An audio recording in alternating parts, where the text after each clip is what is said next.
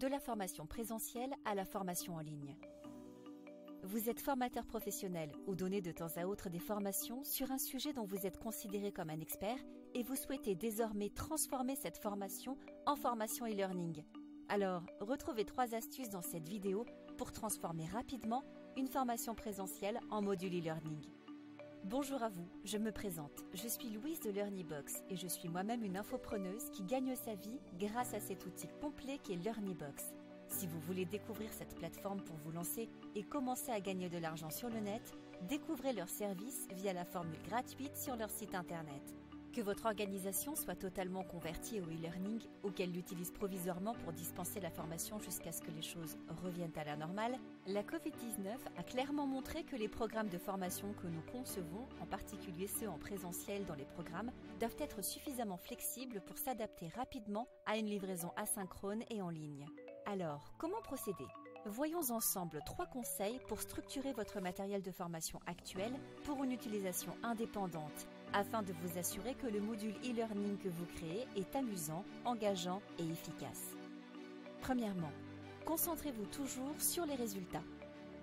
Lorsque vous convertissez une formation en présentiel en formation e-learning, il ne s'agit pas simplement de prendre le matériel et l'expérience du face-à-face et de créer des équivalents virtuels et numériques.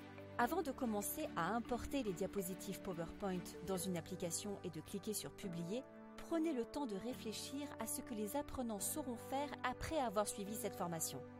Quels sont les résultats souhaités ? Quel a été le rôle du formateur dans l'obtention de ces résultats ? Revoir les notes et les sujets de discussion du formateur permet de comprendre quelles sont les informations utiles pour se concentrer sur ces résultats d'apprentissage. Avec les résultats souhaités comme objectif, en sachant quels sont les objectifs et comment ils sont atteints en présentiel, vous êtes prêt à aller plus loin. Deuxièmement, rationaliser le matériel. Le défi du e-learning est évidemment le fait qu'il n'y a pas de formateur pour fournir le contexte et guider les apprenants à travers le matériel. Lister tous les points de discussion prévus par le formateur sur un écran risque d'être peu digeste pour les apprenants. Lorsque les gens se sentent dépassés, ils perdent leur concentration et finissent par abandonner. Alors, comment savoir quelle quantité d'informations partager avec vos apprenants ? Voici quelques astuces à garder en tête. Commencez par classer le contenu que vous avez en 2 catégories, essentiel à savoir et superflu. Le module e-learning que vous créez devrait se concentrer sur le contenu essentiel alors que le contenu facultatif pourra être dispensé de façon non obligatoire. Une fois que vous avez réduit le contenu à l'essentiel, il peut être utile de faire un plan du module en listant les parties et sous-parties pour vous assurer que le contenu circule bien et se décompose en morceaux faciles à digérer. Lorsque vous vous attaquez au contenu de la leçon, réfléchissez à la façon dont le matériel pourrait être réécrit ou modifié pour être encore plus concis et engageant pour le lecteur. N'oubliez pas, sans formateur pour ajouter de la chaleur et une note personnelle à l'expérience d'apprentissage, vous devez créer ce sentiment en utilisant un style d'écriture adapté pour le texte à l'écran et la voix off. Découpez les textes trop longs pour faciliter l'analyse par les apprenants. Par exemple, au lieu de diapositives pleines de conseils sur des choses à faire et à ne pas faire, envisagez de restructurer le texte en le transformant, par exemple, en onglet interactif qui invite les apprenants à cliquer, à explorer et à prendre les informations à leur rythme. Troisièmement, rendez-le plus interactif. Dans une salle de cours, le contenu important des leçons est généralement renforcé par des activités en petits groupes ou des discussions en groupe suivies d'une mise en commun avec le formateur. Avec le e-learning, vous n'aurez pas cette dynamique de groupe. Cela signifie que vous devrez trouver des moyens d'adapter des activités existantes ou d'en créer de nouvelles pour atteindre les mêmes objectifs. Voici quelques autres exemples pour transformer des activités de groupe en activités e-learning. Transformer un exercice de prise de décision en activité de tri et glisser-déposer. Transformer une série de questions destinées à un groupe en test de connaissances.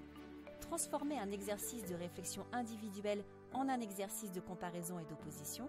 Transformer une activité de groupe pour identifier les dangers ou les risques en vidéo interactive ou en activité de type jeu avec des zones cliquables sur les images. Conclusion. Ce n'est pas parce que vous modifiez la méthode de formation que vous devez sacrifier les résultats, faire des compromis ou passer des semaines ou des mois à retravailler votre formation. En outre, ce n'est probablement pas le meilleur moment pour essayer de créer un module e-learning parfait. Cependant, pour construire des modules de formation clairs, précis et qui vont à l'essentiel, je vous conseille la plateforme de LearnyBox.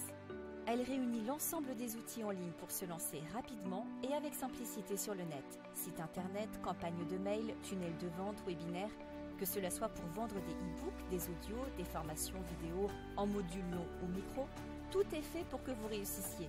Rejoignez les milliers d'infopreneurs qui ont généré plus de 400 millions d'euros à travers LearnyBox. Faites comme Fabrice qui a lancé sa formation en ligne de yoga et pilates, ou encore comme Anthony qui a lancé ses formations pour apprendre à communiquer sur YouTube, comme Yannick qui a mis en place des formations autour du commerce digital, ou encore comme Silou qui a lancé ses formations pour apprendre à cuisiner et qui s'est fait plus de 100 000 euros le mois de son lancement. Et vous, qu'attendez-vous pour vous lancer ? LearnyBox vous propose d'essayer ses services gratuitement jusqu'à ce que vous fassiez vos 4 premières ventes. Il est temps de passer à l'action et de cliquer sur le lien dans la description pour vous lancer vous aussi dans l'aventure extraordinaire de LearnyBox. À bientôt chez LearnyBox les amis.